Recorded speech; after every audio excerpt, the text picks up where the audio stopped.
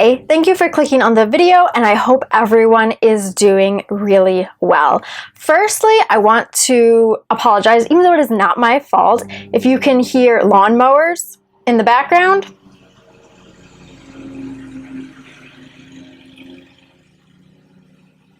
It's because they're mowing the lawn outside my window. So that's happening, and I don't really feel like waiting to film because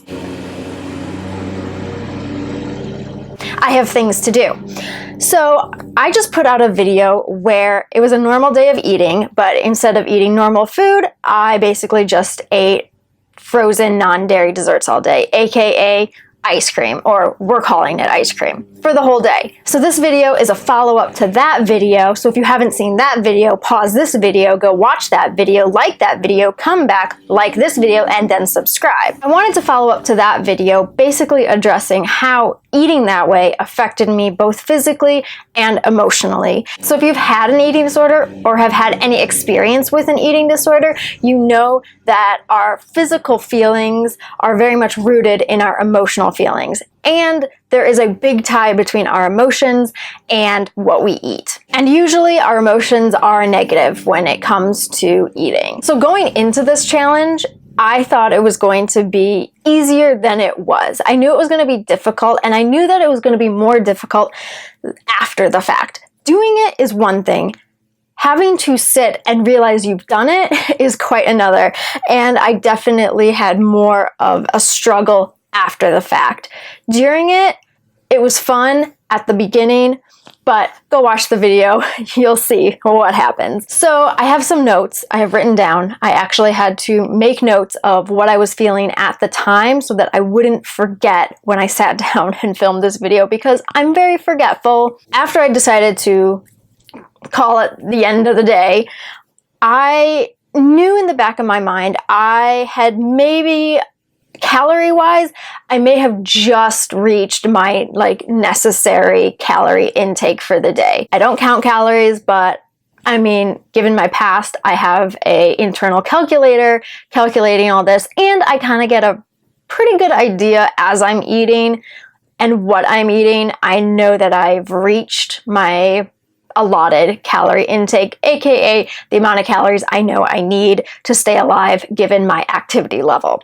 So I do keep my calories anywhere from 1800 is the minimum. I almost always eat more than that. And I try not to go over 25, but I know there are some days that I definitely do. So I knew I had barely reached 1800 calories after this day of eating, and maybe just reached 1800 calories, if that. And so I knew I was definitely lower than ideally. So in the back of my mind, almost in my subconscious mind, I knew that I had undereaten for the day. So naturally, not naturally, but the next day I felt skinny. Half of my brain is telling me, you just ate ice cream all day long. You should be fat.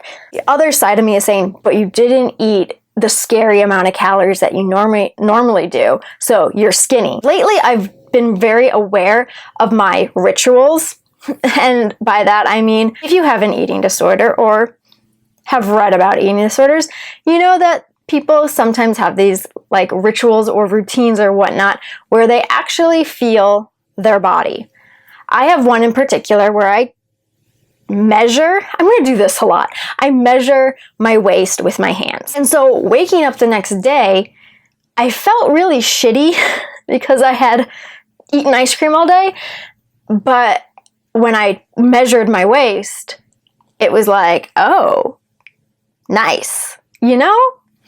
And that made me mad. I'm allowing my bad habits and rituals and stuff to kind of affect how I'm going to feel that day. That was really hard for me to separate how old me would think about feeling skinny, and then there's new me who has to kind of talk yourself through, okay, so maybe you feel skinny, but that's not important. What's important is, what did you did not take care of yourself yesterday. The challenge was a good challenge, but you did not eat enough.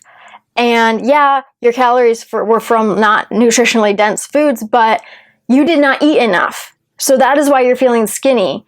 You cannot become accustomed to this skinny feeling because it is not true. It's a lie, because you can still feel skinny after you eat a normal amount of food. So it's almost like, don't get used to this because this is a one-time thing, because you're not going to eat like this every single day. You're going to eat the right amount of calories and you're still going to be skinny. You just might not feel skinny, okay?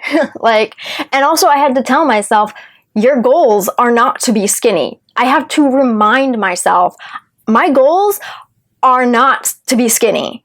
If skinniness is a result, okay, that's fine, but health first and foremost. And you have to put health above feeling skinny. And also you have to remind yourself, skinniness is not a feeling. It's a state of being that is usually accomplished by under-eating and over-exercise, which is torture. So you have to remember these things.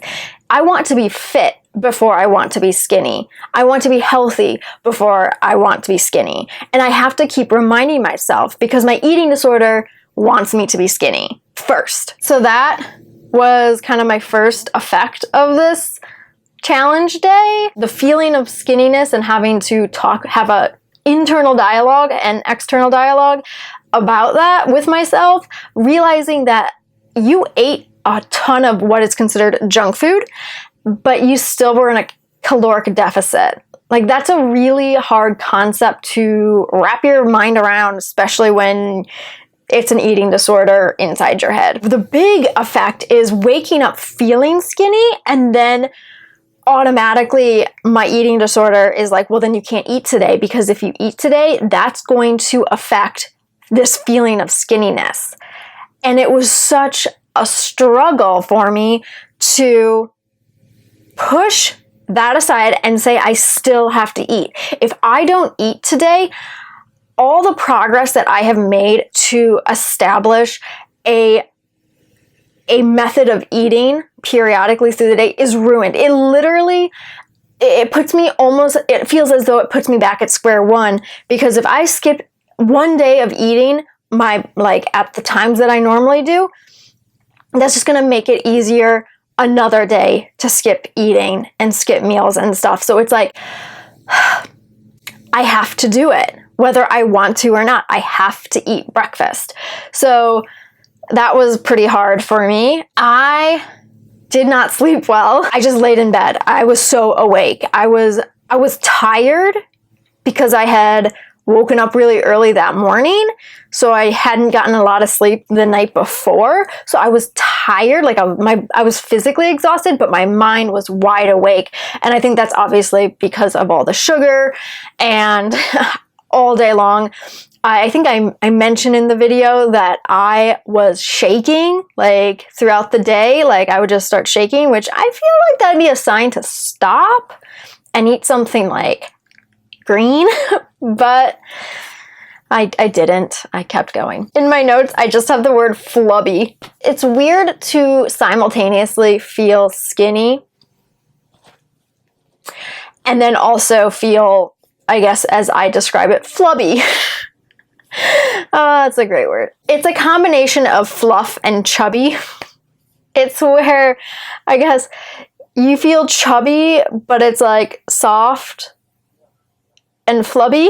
I had moments where where I would do the measuring, I would check to make sure I'm still feeling skinny with my measuring, my very scientific method of measuring with my hands. And then I would do it at one time, and then maybe 15 minutes later, I'd do it again, and I'm oh my gosh, I'm flubby now. You have to constantly be your body doesn't change that quickly. You just might be standing differently. Also, why are you measuring your stomach with your hands? Why are you measuring your stomach at all? It's not important. These are the things that I have to constantly be telling myself. And the more that I am aware that I do these things, sometimes I will, if I'm at work, I'll just be sitting and I'll go like this. And I'll feel like this, or I'll go like this and I'll feel right here or back here, and feel the wing bone back here, and sometimes this bone here is popping out more, so I go like that. And then sometimes I measure my waist.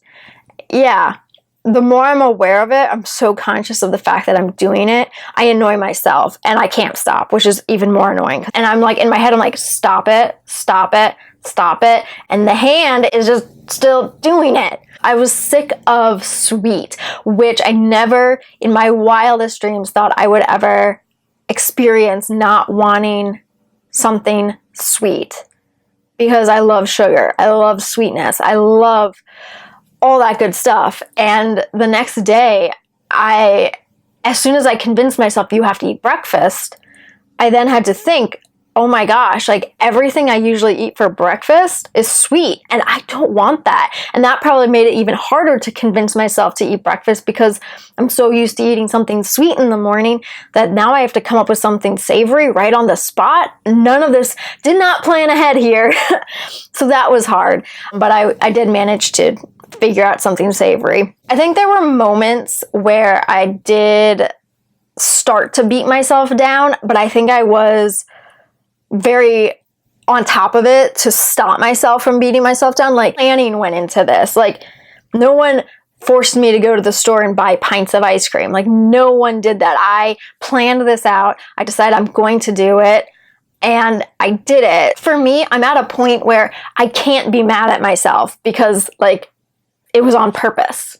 You can't just be like, oh, why'd you do that? It's like, you planned it out. Like, that's how I could do that. Yeah.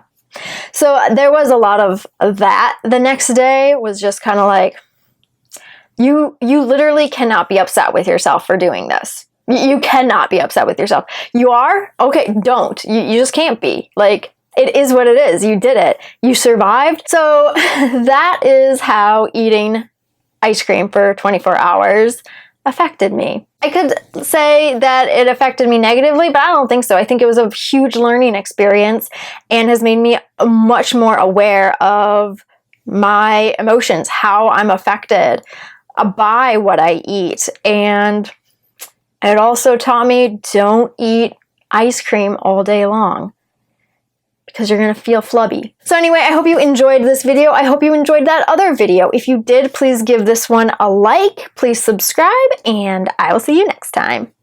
Bye!